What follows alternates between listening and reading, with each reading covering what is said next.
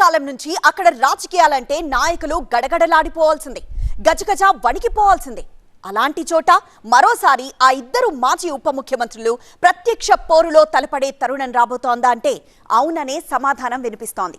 ఏమో, నాయకుల హడావుడి చూస్తుంటే పోటాపోటీ యాత్రలు గమనిస్తే జరగబోయే ఎన్నికల రణరంగమేనని స్పష్టమవుతోంది.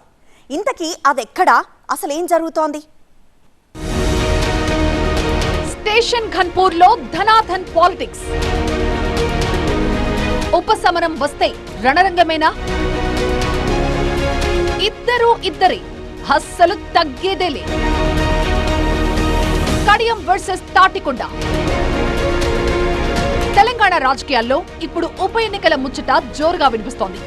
సుప్రీం ఆదేశానుసారం 10 మంది ఫిరాయింపు ఎమ్మెల్యేలకు అసెంబ్లీ స్పీకర్ నోటీసులు ఇవ్వడంతో రాజకీయంగా ఏ క్షణం ఏం జరుగుతుందో అన్న ఆసక్తి ఏర్పడింది. అయితే ఉమ్మడి వరంగల్ జిల్లా స్టేషన్ ఘన్పూర్ లో ఇదే అంశం అగ్గిపుట్టిస్తోంది. ఇద్దరు మాజీ ఉప ముఖ్యమంత్రులు కడియం శ్రీహరి, డాక్టర్ తాటికొండ రాజయ్యలు జనంలో ఒక చర్చగా మారిపోయారు.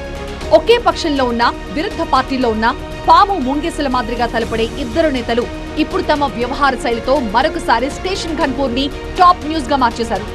ఘన్పూర్ గడ్డపై ఈ ఇద్దరు నేతలు చేస్తున్న వరుస పర్యటనలు, ప్రచార ఆర్భాటాలు రాబోయే ఉపసమరం మామూలుగా ఉండదన్న సంకేతాలు పంపిస్తున్నాయి. 2023 సాధారణ ఎన్నికల్లో బీఆర్ఎస్ నుంచి గెలిచిన స్థానిక ఎమ్మెల్యే కడియం శ్రీహరి ఆ తర్వాత కాంగ్రెస్ పార్టీలో చేరారు. తన కూతురిని వరంగల్ ఎంపీగా గెలిపించుకోగలిగారు.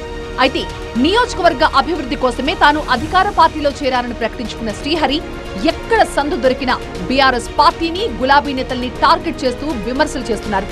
అయితే ఈ ఫిరాయింపులపై న్యాయ పోరాటం చేస్తున్న బీఆర్ఎస్ పార్టీ మారిన 10 మంది ఎమ్మెల్యేలపై అనర్హత వేటు వేయాలంటూ సుప్రీం దాకా వెళ్లింది. అయితే మిగతా 9 మంది ఒకెత్తు, కడియం శ్రీహరి మరో ఎత్తు అన్నట్లుగా పిన్ పాయింట్ గా ఆయనని టార్గెట్ చేసినట్లుగా వ్యవహరిస్తోంది బీఆర్ఎస్. ఫిరాయింపు ఎమ్మెల్యేలపై వేటు వ్యవహారం అలా పక్కన పెడితే స్టేషన్ ఘన్పూర్ లో పొలిటికల్ హీట్ అప్పుడే తారాస్థాయికి చేరుకుంది. నేతల వరుస కార్యక్రమాలు జనంలో తీవ్ర చర్చకు దారితీస్తున్నాయి. సాధారణ ఎన్నికలు తలపించేలా అధికార ప్రతిపక్ష పార్టీల హడావుడి మొదలైంది. స్టేషన్ ఘన్పూర్ ప్రజలపై రాష్ట్ర ప్రభుత్వం వరాల జల్లు కురిపిస్తున్న తీరు చూస్తుంటే ఖచ్చితంగా ఇక్కడ ఉప ఎన్నిక తప్పదనే ప్రచారం జోరుగా సాగుతోంది. అభివృద్ధి కార్యక్రమాలతో ఎమ్మెల్యే కడియం శ్రీహరి హడావుడి చేస్తుంటే గెలుపుపై ఆయన ఫుల్ కాన్ఫిడెన్స్ తో ఉన్నట్లుగా కనిపిస్తోంది. ఎన్నికలు ఎప్పుడొచ్చినా తాను సిద్ధమేనని సవాల్ విసురుతున్నారు. మరోవైపు దమ్ముంటే రాజీనామా చెయ్యంటూ శ్రీహరిని ఇరకాటంలో పెట్టే ప్రయత్నం చేస్తోంది బీఆర్ఎస్. రాజీనామా చేయకపోతే అనర్హత వేటు తప్పదంటోంది. ఇప్పటికే మాజీ ఉప ముఖ్యమంత్రి తాటికొండ రాజయ్య కార్ని టాప్ గేర్ లో తీసుకెళ్లే ప్రయత్నంలో ఉన్నారు.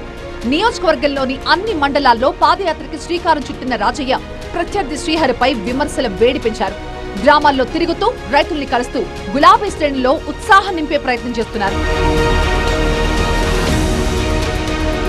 అటు కడియం శ్రీహరి, ఇటు తాటికొండ రాజయ్య ఎవరికి వారు ఉప ఎన్నిక విషయంలో ఉత్సాహంగా కనిపిస్తూ ఉండడంతో ఘన్పూర్ ప్రజల్లో విస్తృత చర్చ జరుగుతోంది.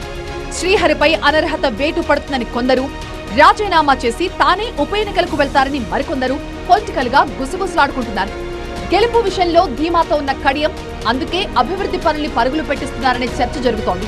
ఒకవేళ ఉప ఎన్నికలంటూ వస్తే కడియంని గెలిపించడం ద్వారా ప్రత్యర్థుల నోరు మూయించాలన్న వ్యూహంతో అధికార పార్టీ ఉన్నట్టు తెలుస్తోంది.